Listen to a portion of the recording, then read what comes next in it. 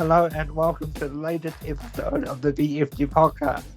Today I'm here with Jonathan, and we are delighted to have Sir Dr. Ashley Bloomfield on the program to talk about his time within uh, the government sector with COVID-19. So welcome, Ashley. Lovely to have you on the program. Well, kia ora, and kia ora koutou to all those listening in, and great to be here today with you, Blake and Jonathan as well. Looking forward to the kōrero. Thank you.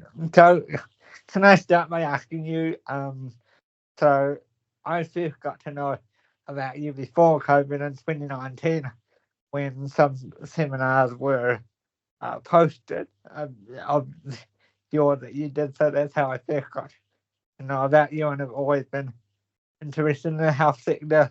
So moving forward to when you started appearing on TV, doing the COVID stuff, when did you first realise, because you've had the stop of the flights from Iran and various places, I think it was. So when did you first realise, oh dear, we're in trouble here?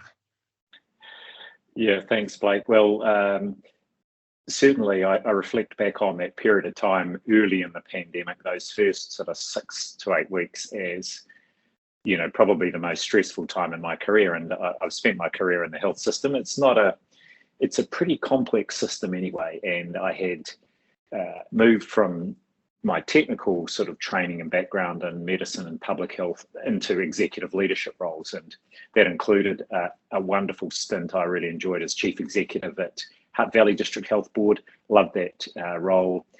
As part of that, I was also seconded for 6 months at Kaplan Coast District Health Board, slightly bigger, challenging. You know, health system is complex, it is challenging. And then I had taken up the Director General of Health role in mid-2018. And I dare say, you know, it's not a role for the faint-hearted, even in peacetime, as it were. It's a pretty complex role.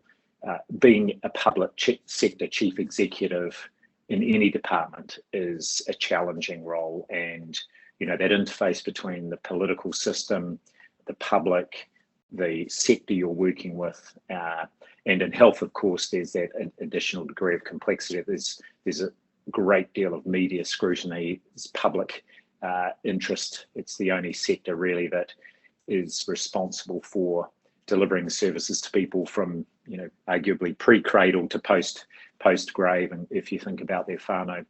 And during my first 18 months or so, and I had 18 months as Director General before COVID reared its head, you know, we'd already had 3 significant events over and above what you might expect. One was the mosque shooting down in Christchurch, the terrorist attack there, and we've just commemorated the 5th anniversary of that. And that was the first time I met the Prime Minister in those hours and days after that attack, where I was part of the small group of officials and ministers that were you know, so working out what we did next. We had a measles outbreak during 2019 in Auckland, and I want to raise that specifically because one of the terrible things that happened there is that some people with measles travelled to Samoa, and there was an outbreak as a result in Samoa, and over 70 people died in a country of only a few 100,000 people, and many of those were young children. And then late in 2019, in December, of course, we had the Whakaari White Island eruption, and again a big impact on and involvement of the health system. So when early 2020 came around and the rumours of this virus started to emerge, I can tell you that those first 6 weeks were highly stressful. And, you know, you sort of raised this, you used a nice term at one point. Yeah, I did. And actually it was 3 o'clock in the morning every night. I would be waking in a cold sweat going, oh my goodness, you know, this is really happening on my watch. Did I not read the fine print in my contract? But, you know, it was just the size of the issue, the uncertainty, the magnitude of the decisions that had to be made that I was advising on. And as you've alluded to, one of those was around closing the border. And early in February, we already had closed the border to people travelling from China. And then on the 19th of March, so just 4 years ago, last week, we closed the border to all travellers except Kiwis returning from overseas, and that heralded then just a few days later the start of our first lockdown. Right.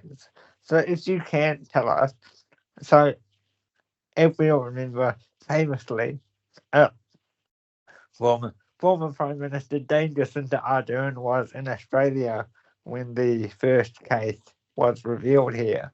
So was it you or Minister Clark at the time who made that call? Well, it was Minister Clark who would have made the call to the Prime Minister, and she got back to Aotearoa pretty smartly after that. But I have a vivid memory of the events as they happened from my perspective. This was about 5 weeks into, well, it actually was about a month after it had been declared as what's called a public health emergency of international concern, a fake.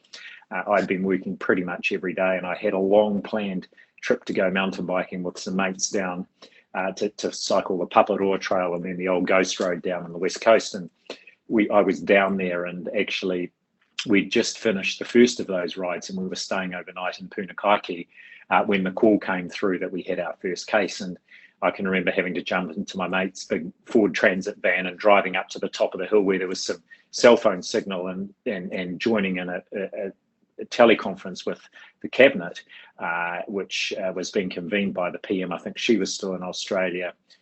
Winston Peters was the Deputy Prime Minister then, as he is again now. But the decision was discussed around the first case, what the implications would be and who would make the announcement. And well, it fell to me, which meant the next morning I had to get dropped by my mates at Westport Airport to get the last seat on a plane back to Wellington while they went on. And I had taken a bottle of very nice whiskey, which I'd held on to for the second trip, but I handed that over to them to enjoy on the trail while I headed back to Wellington to make that announcement.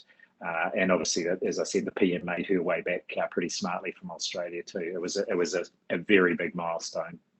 So before I hand over to Jonathan to end this section, I just want to ask, so that began over 300, as they would become famous, 300 press conferences. So, or more than that by the time you'd finished. So when did you realise, okay, I'm not going to be your typical public servant that stays in the background? Yes, well, I mean, just the reason we started those stand-ups, the daily stand-ups, and we did it quite early on. It was late January, I think the 28th or 29th of January in 2020 that we did the first stand-up. I did it with my very good colleague, you will remember her, Dr Caroline McElnay, who was the Director of Public Health at the time. And it was in a small room in the Ministry of Health, and we very nervously introduced ourselves and gave an update. The main reason we did it, and the first month or so of those stand-ups was us as a ministry. I did maybe one or two with Minister Clark at the time, the Minister of Health, but it was the volume of media inquiries was so huge that our team was overwhelmed, and so we made the call to do the daily stand-up and just tell everybody what we knew at that time, answer all the questions we could. Of course, it didn't stop a very steady trickle of media inquiries and follow-up questions, but it was a way to keep the media and the public informed. And I guess out of that then grew as things picked up momentum and the Prime Minister started to play a bigger role. And of course then, especially through that first lockdown, we became a bit of a tag team on the daily stand-ups. But by that point in time, people had sort of started to think, well, who is this guy? Bloomfield, what do we know about him? And the media had started to go out and see what they could find out about me.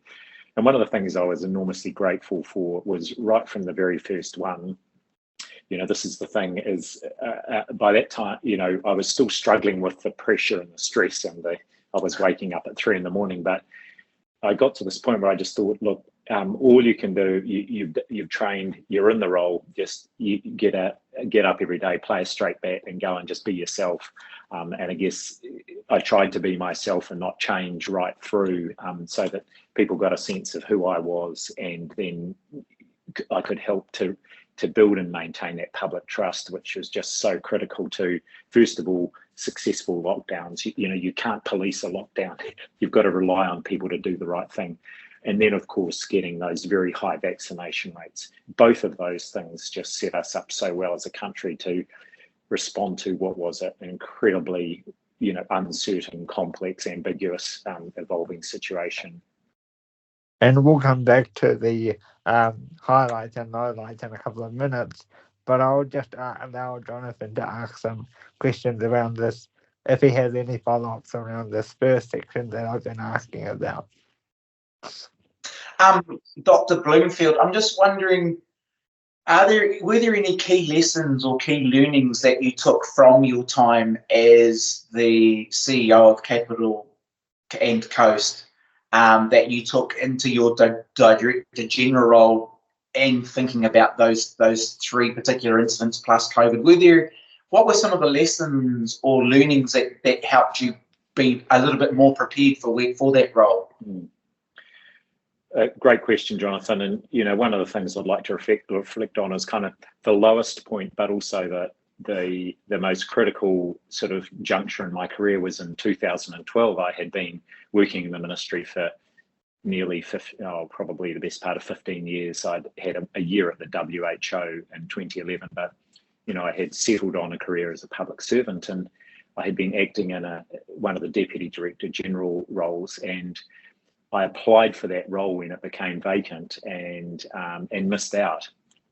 And I had been acting in it on and off for a total period of 20 months. So I was doing a reasonable job. They wouldn't have asked me to. It was my third time in the role.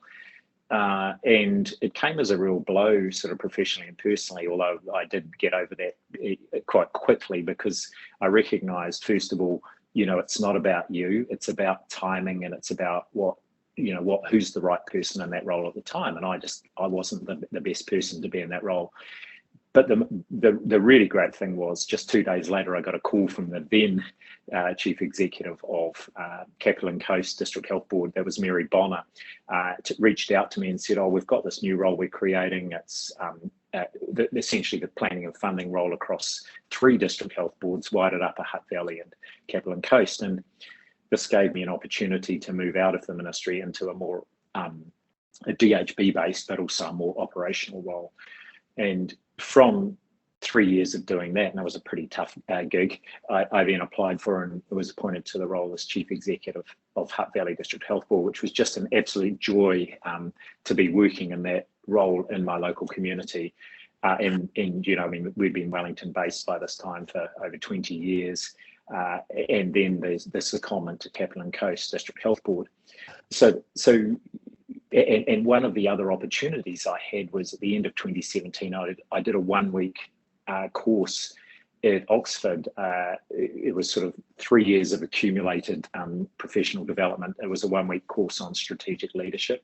And, I've still got the 6-page summary of that course I did, and I share it with anyone who wants to read it, because the lessons and the what I learned there from these great people was so profound. And it really provided a bit of a blueprint for me as I went into the Director General of Health role. And I guess the key lessons, and I talk about this in talks I give about leadership, in a way, the best leaders are the people who do the basics really well. And the basics include being really clear about what their values are, knowing that their behaviours and how they come across to people every single time, and I use this kind of every person, every time in terms of interactions, is really important. Communication is absolutely fundamental, and I've always put a big emphasis on making sure people are kept in the loop on things, sharing information, and this is a really good reason not to. And the third thing, and this is something I worked hard at Hutt Valley, and we saw real success with, was really focusing on organisational culture and the way that the expectations you set and then model as executive leaders are absolutely critical to success in an organisation, including how well care is delivered and so on. And so I carried that into my role as Director General of Health. And not just that, but I had another 6 years of relationships. And, I've always focused on the importance of strong and enduring relationships has been critical, especially in a system like a health system, which is, it's complex. It doesn't work in a command and control way. It really relies on that kind of convene and collaborate approach. So I took that into my role as DG, and I guess then when COVID came along, that we had sort of embedded that as well in the ministry and our culture and the way our leadership team worked and led as a team. And I think that put us in good stead to deal with what was a hugely challenging environment.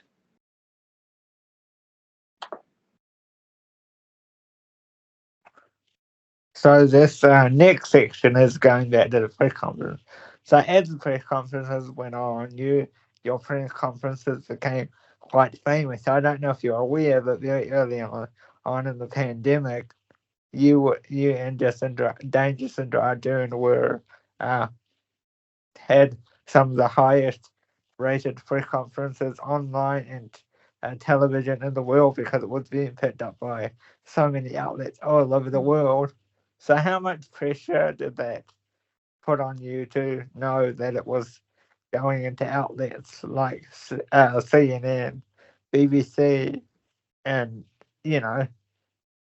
someone from the Hutt Valley now going all over the world? Yeah, I understand we've got an IMDb rating that even Oscar winners would kill for. So I think it's still up there. Look, two things. One is I didn't put too much stock on that, and this was important because there was a great article in the Harvard Business Review back in, I think, 2018, and the title of it was "Ego is the Enemy of Good Leadership." And it's a really good reminder that actually, and there's a really nice quote in there, and it's not word perfect, but it's something along the lines of, as we become successful as leaders and perhaps more visible and prominent, then there's a tendency for people to agree with us more, to laugh more at our jokes, and not to question us as much. And that, and of course that can really compromise our effectiveness as leaders, and then one's ego grows. So I was really careful not to pay too much attention to that. And I can remember one day with my team, we were looking at one of the many memes that had appeared after one of our stand-ups and having a laugh. And one of them turned to me and she said, we don't get it. This was quite early on. She said, we don't get it. All we see is you up there being yourself every day. And I said, well, tell me if that changes. And this was really important because these were such big decisions, and I needed to keep being open-minded and to be able to be challenged by my colleagues, and not to be seen as, Ashley's, up there somewhat on not just a literal but a metaphorical pedestal. We can't challenge him. So that was really important, was to not focus on that. And at the same time, I didn't have time to really, I was spending three or more hours a day preparing for those stand-ups. So I do prep with my team, getting all the data together, thinking about what I was going to say. And then I'd have an hour down with the Prime Minister in her office, where we would both be preparing, checking on what was coming through in the media, be with her team and one of my media communications managers. So there was an awful lot of preparation going on. It was like an ordeal every day. I couldn't eat beforehand. It was from 10 in the morning, that classic cortisol response, sweaty palms, butterflies in the stomach, heart rate goes up, and that was every day, even to the last one. And in a way, that's a normal human response. And it's a good reminder not to take anything for granted, not to get too cocky, not to think you've always got it. And because we would be going down into those media stand-ups, and I've described it as like walking into the Colosseum, really. Not now when it's a tourist attraction. I'm thinking when maybe in the days of the gladiators, and they're going to lift the gates and you don't quite know what's going to come out, because the media would always be trying to trip us, that have questions, that have information. They were getting feedback from people. So you had to be just absolutely top of your game and not come across, and you couldn't be overconfident, but you had to also at the same time give people a really strong sense of reassurance. It's okay, we've got this. and that was fundamental to making sure we built and maintained the trust. That was really important. Yeah. So before we move on to the next famous part of the pandemic response, you talked about the scheduled press conferences every day. So how did you prepare for the unscheduled, what was labelled snap press conferences as opposed to the scheduled ones? Because I imagine they would have been a lot harder. Yeah, those were an absolute whirlwind because those were usually because we were in an elimination approach, of course, when we either had a case or there was a suggestion there might be a case, and we had to respond incredibly quickly. And, I know talking to another of our former prime ministers, actually, and Dame Jacinda, so talking to both Chris Hipkins and Dame Jacinda about this, in a way, for us in those leadership roles, when we were in alert level 1, where the rest of the country was pretty much getting on with life, except our border was closed, and we had long periods where we could just live our lives normally. Those were the most stressful times for us because you were constantly on edge waiting for that phone call, and when it would come that there was a case. And we knew that when that happened, we'd have to just gear up. It was 0 to 100 miles an hour in about 5 seconds flat.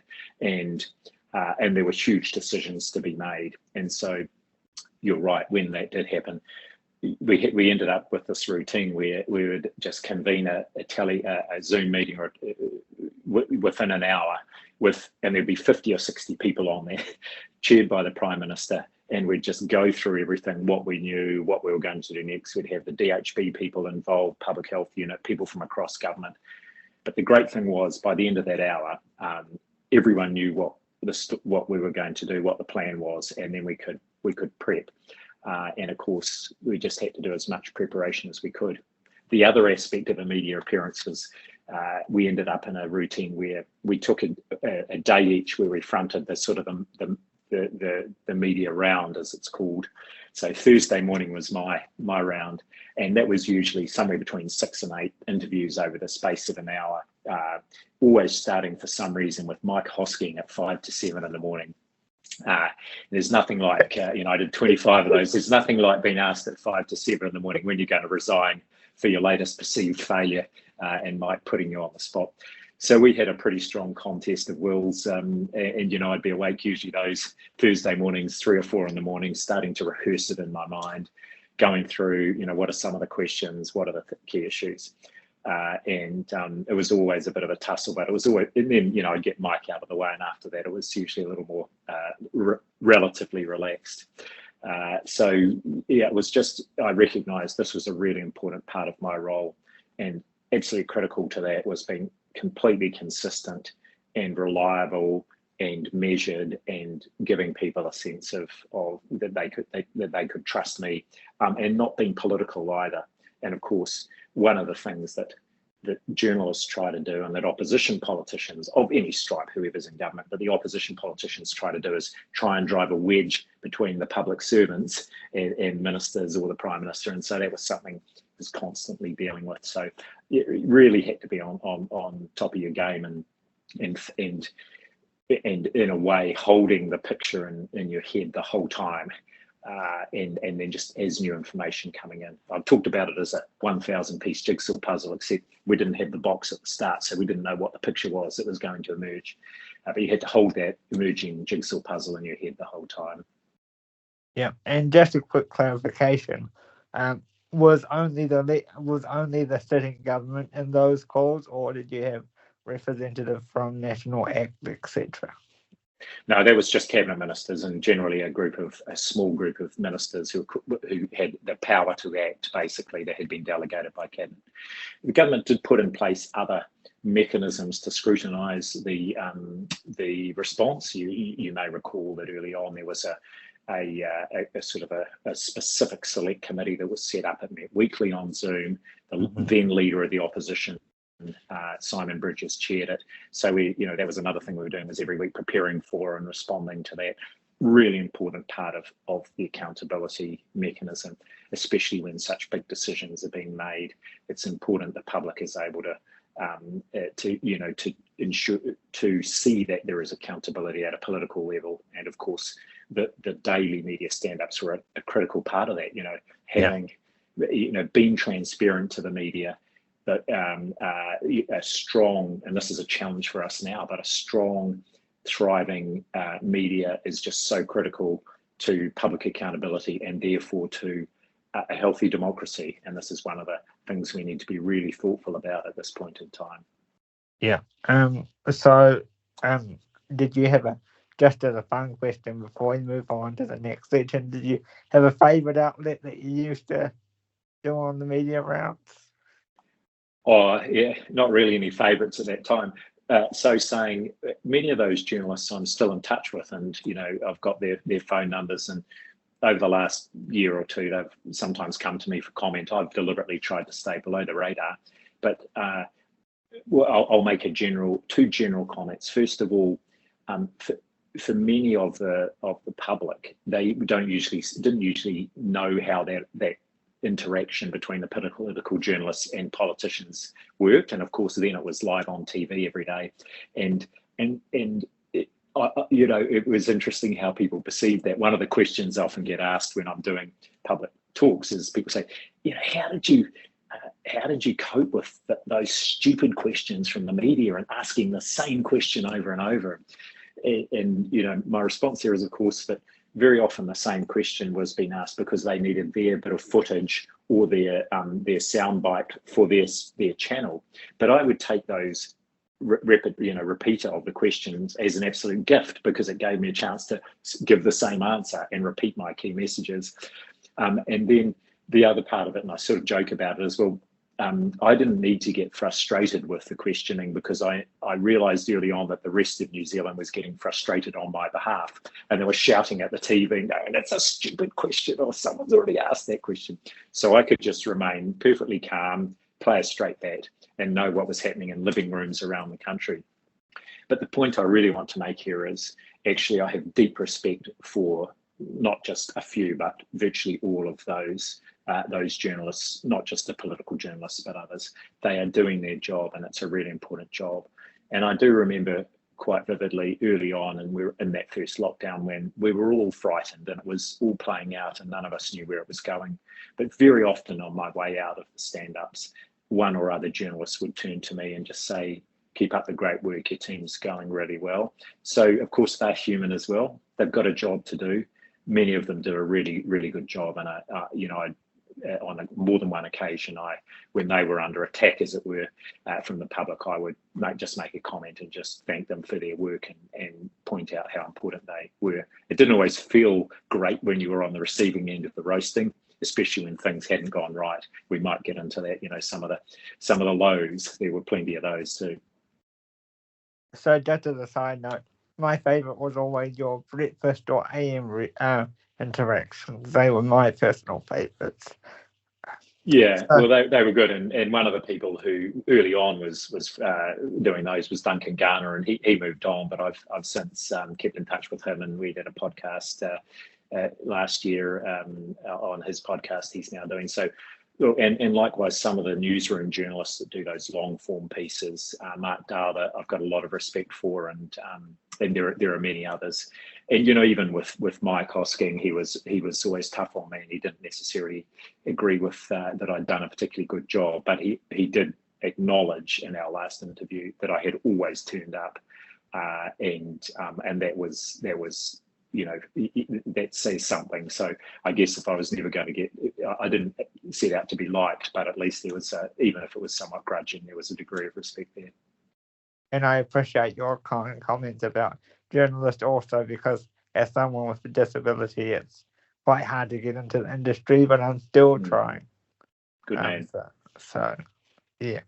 So the next critical point of the response was the famous one, the case at the night of the 2020 election. So very similar to some of the other calls during the night. So why was the decision made to not announce it during the election and to wait till the following morning? Yes, so I mean, a specific and a general comment on that. The first reason was, you get this initial And of course, this was, we're talking here October, I think 2020. We had this case, and Chris Hipkins jokes about the fact he was at a sort of a celebration and he got this call from me. But one of the things you're always trying to do is make sure you've got as much information as you can get to then inform decisions. And on this one, we were still waiting for some of that information to come. So that was the first, I guess there was a specific point there. Our general approach, though, was to get the information out as quickly as we could, because social media moves so quickly, and the last thing you want to be doing is be on the back foot. So a general comment here, and sometimes we would have early information about things, and it might be breaking, it might be coming through just as we were about to go into a 1 o'clock stand-up. This happened a couple of times. And I would have this almost negotiation with the Prime Minister's media people, where they'd say, we're not ready to go public with this. And I would say, well, look, that's fair enough. But if a journalist has got a heads up and they ask me a direct question, I will say what I know. This is really important for us maintaining trustworthiness and credibility. But I also worked out, and on a couple of occasions I said it, that where we might have some emerging information, and a journalist asked me, and I would, or about the nature, some details about a person who might be a case, and where I would just have to say, look, I actually have that information, but I'm not in a position to share it right now, because we're still waiting to confirm some things, or we're waiting to notify some people. But as soon as I can, I will share that information. And if that means we're going to do a follow-up stand-up later today, then we will do that. Now, of course, I couldn't have done that in the second stand-up, but we got to a point where there was a level of trust, and where we had a track record, and I had a track record of coming back with information and of sharing information as soon as we had verified it or confirmed it. So it's often a real balance. I can't remember the exact detail about the discussion and decisions on that election night one, but in my general sense is our first, our paramount sort of approach was, if we had the information and we were ready to go, then go as quickly as possible. So in that instance, we were just waiting on additional information that was important for then the subsequent decisions about how we would respond, and that was the critical thing. Was there ever any point that you said that you thought to yourself, oh no, we're going to have to stop the election? Yeah, well, of course, in August, we had that outbreak in Auckland, which in South Auckland, relatively small outbreak that we had got around, again with a second lockdown, and that had worked really effectively. And that had delayed the election, and of course that delayed the campaigning and disrupted things. So we had already had a delay on the election, but then that notification on the night of the election results, I mean, again, it was sort of like a perfect storm. You couldn't script it really. We had a few moments like that, and I dare say, those were the most challenging moments. Not because you had the case, but it was the decisions and action and activity across government and beyond that then the wheels got in motion, and my goodness me, then you knew it was, there were only big decisions that needed to be made. Before we move on to some of the highlights and lowlights, Jonathan, do you have any questions you want to ask about this section?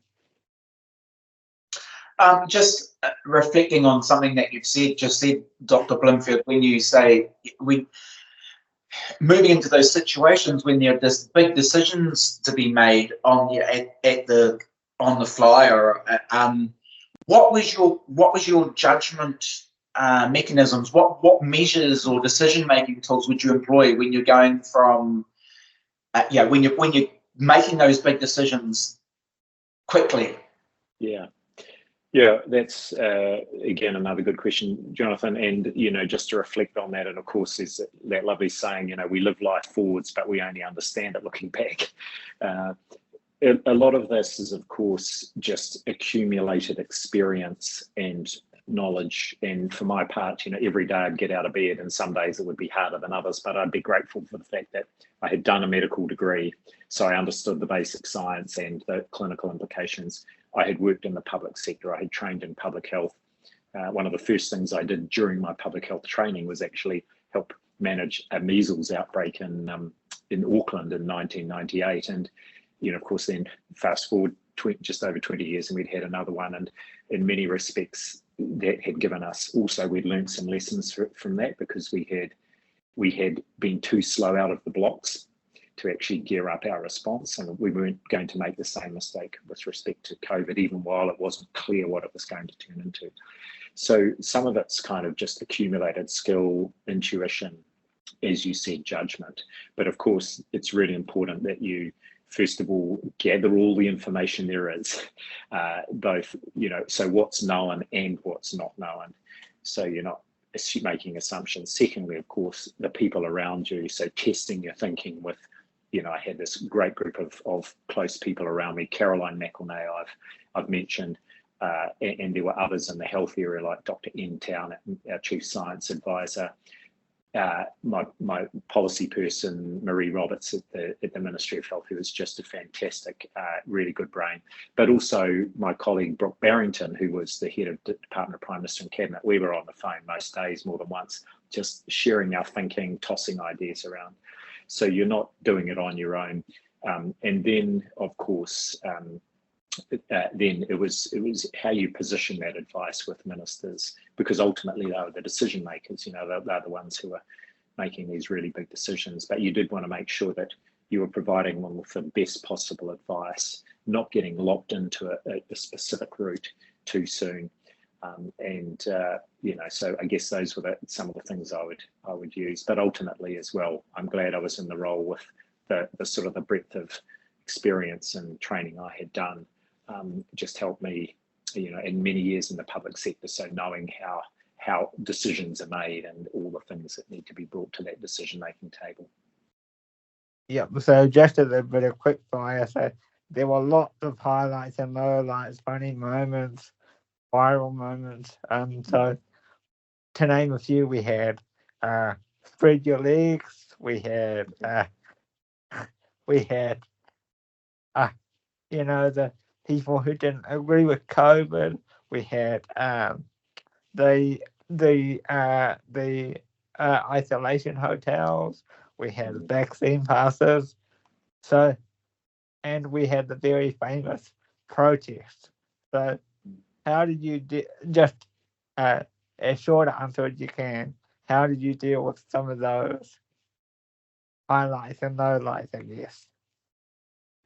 Yeah, well, the challenge was, of course, just keeping positive and forward-looking and leaderful throughout all this. One of the first low point was about sort of June, July 2020, when we had a situation where we'd just gone into alert level 1, so people had done the hard yards, and 2 women travelled down who had come from overseas, and they were released early on compassionate grounds from their MIQ hotel in Auckland, and they travelled to Wellington, and they should have been tested before they left, but the testing wasn't done for whatever reason, and they drove to Wellington, and actually the testing in Wellington showed they were both positive.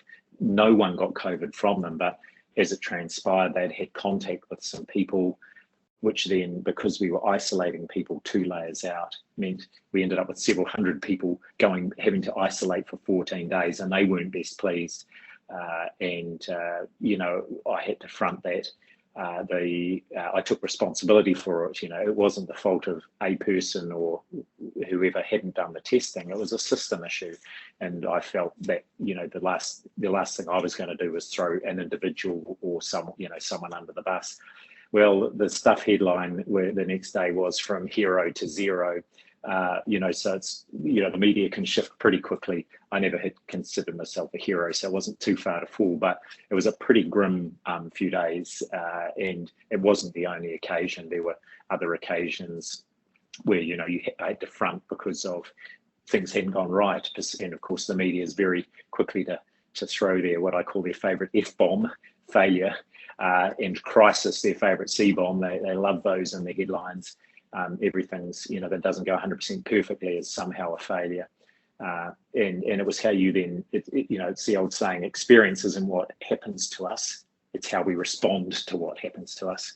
And for me, really critical, because I knew there were so many good people working so hard to try and do the right thing. And so, it was trying to remain measured and well in mind and body and spirit, and also making sure I was looking after myself, and to the extent I could, that others in my team were being looked after, because the highs and lows were inevitable. And I guess a favourite for me was the vaccine passes, because it sort of meant, okay, we're not over yet, but we're getting somewhere. So that was sort of a pivotal point for me, especially as a disabled person who would have been stuck inside. How, at one point, were you cognizant that there were, especially for, as well as the general public, especially for the elderly and disabled community who had been stuck inside for a long time, how did that impact your decisions when it came to stuff like vaccine passes, etc., so that we could possibly get out again? Yeah, absolutely critical. And I dare say that right from the start of the COVID pandemic, before it was even called COVID, a huge driver of our thinking, and partly reflecting on what had happened 100 years previously in the so-called Spanish flu that started in the USA, but got the name Spanish flu pandemic, where in particularly our rural Māori communities were absolutely decimated by that. And that thinking that knowledge was still very fresh in the minds of Māori, and that's why they were some of the first groups to act. You remember what the media loved to call roadblocks, but which Māori communities, iwi and hapu, were saying actually they're checkpoints, and all we are doing is protecting our whakapapa, we're protecting our kaumātua, our most vulnerable people here, because that was still a very, very vivid memory for them. Even though it had been 100 years previously. But, we knew that if this virus got into the country and got away, we could see who was going to be, and we knew who was going to be most affected, our Māori and Pacifica communities, because they had higher levels of pre-existing condition, our disabled community, older people. And so this was a very strong driver for us, and our response was not starting with well, it's all right, young, healthy people aren't going to be too much affected, thinking, which are the communities, which are the groups that are going to be most affected? So that was a big driver of our response right from the start, and also then a big driver of the way we rolled out the vaccination program, and then the expectations we put on, and including, and possibly one of the most contentious parts of the whole response was the vaccine mandates, and putting that expectation on certain groups, starting with health workers, that they would, because they were in contact with more vulnerable people, that they would take ownership of and show some leadership in being vaccinated to protect both themselves, their co-workers, and also, of course, those vulnerable people that they were interacting with. So yeah, a big driver, including, as you said, the whole vaccine pass approach, which those who opposed and I guess that sort of opposition, that discontent, really coalesced around things like vaccine passes and vaccine mandates, and then finished up with the protest in Parliament, which attracted disillusioned, disaffected people from a range of parts of society. But it was a real literal and metaphorical flashpoint for, I think, some of that disillusionment and discontent. Because what people may not realise, because for me in my personal situation, I'm just getting, even 4 years on, I'm just starting to go out more regularly now. So it's taken that long to be able to get to a place where people like me feel comfortable to go out the house again. Yeah. On a regular basis. Yeah. And as you say, I think there are some people that have forgotten that, and they also don't realise, they don't have any conception of what happened in other countries. And I'm doing some work with the World Health Organization at the moment. I'm over there reasonably regularly, co-chairing a review of the international health regulations that's come out of the pandemic. But there's this real respect for New Zealand. It absolutely enhanced our reputation internationally, the way that we responded, and in particular the way we prevented this condition, this disease impacting our most vulnerable communities. And I would put with that as well the impact it had on our health workforce. I think, again, people don't realise that the scale of loss in many of these countries that did have these waves of infection through 2020 and 2021 is extraordinary. I did a quick calculation that just in 2020 alone, over 700 health professionals died in the UK from COVID, and they got that mostly in the course of their work. Now, if you do that relative to the New Zealand population, that's about, just in 2020, in the first 9 months of the pandemic, or 10 months, there would be about 70 or 80 health workers dying from COVID. We had 56 deaths across the whole population in the first 2 years of the pandemic. So the scale of the magnitude of the impact in terms of deaths, and of course the burden of long COVID that would flow, and if you look at who it was that was dying, it's just extraordinary. And I think many Kiwis aren't actually aware of just what the impact was in many other countries. As we begin to wind down, and I'll let Jonathan jump in here anytime he likes.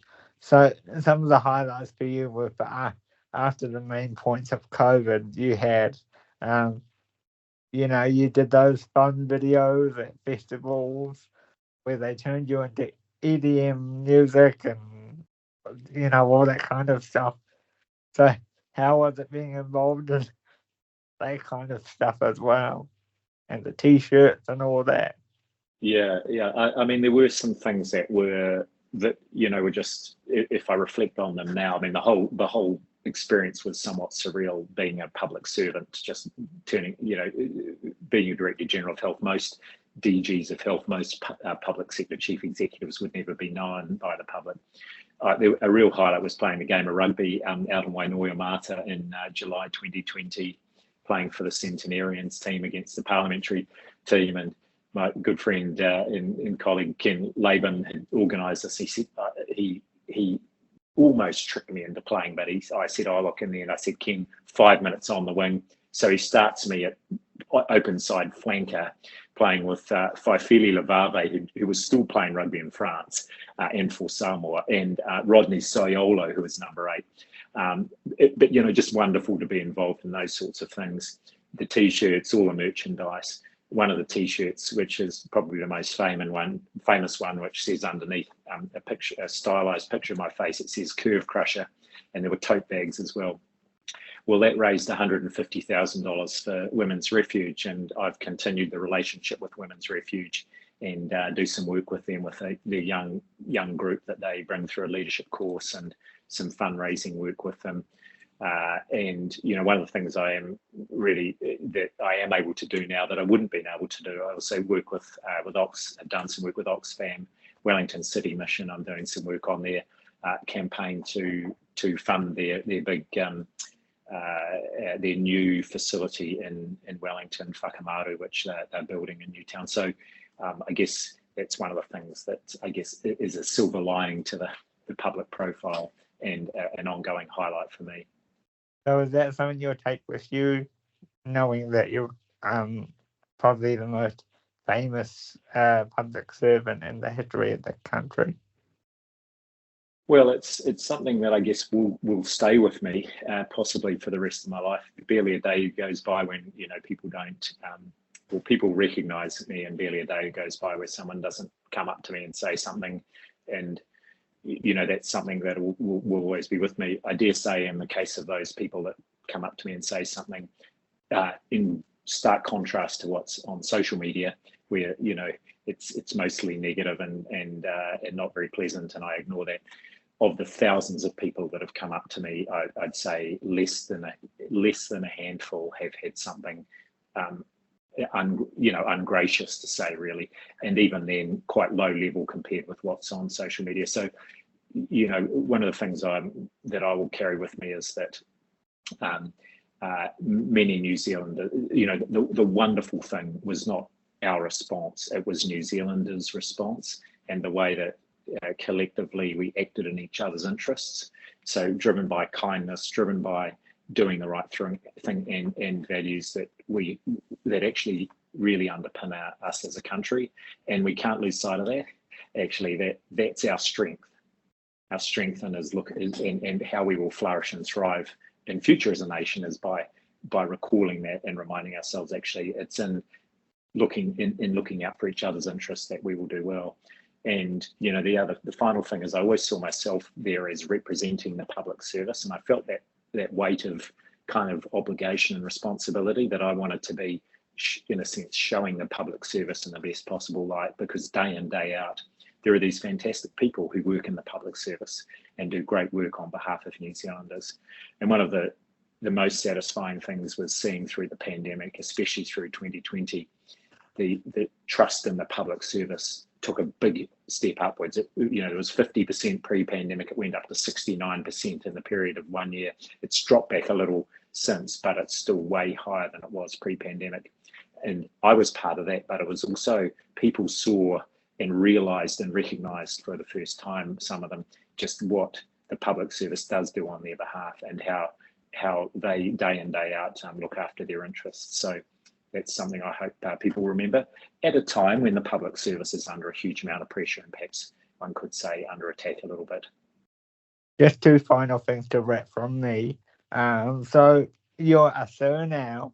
So I know there was a bit of hesitancy in the beginning to take the title.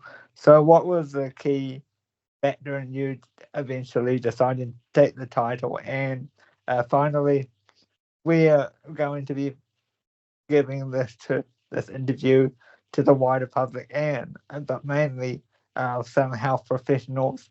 So what would be your advice to those health professionals? Should we, and I hope you don't, should we ever be in a position like this again? Oh, well, on the first question around the title, I mean, it's wonderful to be recognised, and I see it as recognition of the efforts of the public service. And I wasn't the only person who was recognised, although the award I was given came with a title, which of course this is New Zealand, so people say, "Oh no, do we call you Dr Ashley Bloomfield or Sir Ashley?" And I said, "Well, actually, you just call me Ashley." So we don't put too much stock on these titles. It's wonderful to have that recognition, and I talked about it with my wife when the letter first came, and it's a public recognition, and I guess my wife was quite supportive in that regard. She said, like, people want you to see your efforts recognised, and so you shouldn't feel ashamed about taking the title or too reluctant to take it. So it's lovely to have that recognition again, and it's not being tried, but it is a recognition, I think, of the efforts of the public sector more widely, of which I was the most visible person. On the latter question, I've been asked, who were the best leaders in a pandemic? Who were the people that stepped up? Who were the people who were the best to work with? And in a sense, it's an easy question to answer, because the best people leading through a pandemic are the ones who are the best leaders every day. They're authentic, they listen, they're values driven, they understand that the primary role of leaders is to empower others. The only appropriate use of power is to empower others. And they ultimately, as they say, people don't remember what you said or did, they remember how you made them feel. And the best leaders are the leaders who do that day in, day out. So when whatever comes our way, like a pandemic or some sort of emergency or challenge, those are the leaders who are really good in those situations. And so my advice to anyone in the health system and beyond is just practice being a great leader every day, in the way you behave and your interactions with people, every person, every time. Do you have any final comment, Jonathan? No? Okay. So, well, thank you, Ashley, for joining us. It's been a real pleasure to speak with you. If you want to listen to this on YouTube, you can find it on YouTube at youtube.com/BFG Podcast. And if you can also listen to this on all your favorite audio platforms, Spotify, iHeartRadio, and Apple Podcast. So, like and subscribe this video. Thank you to Ashley, and we'll see you on the next episode. Thanks very much.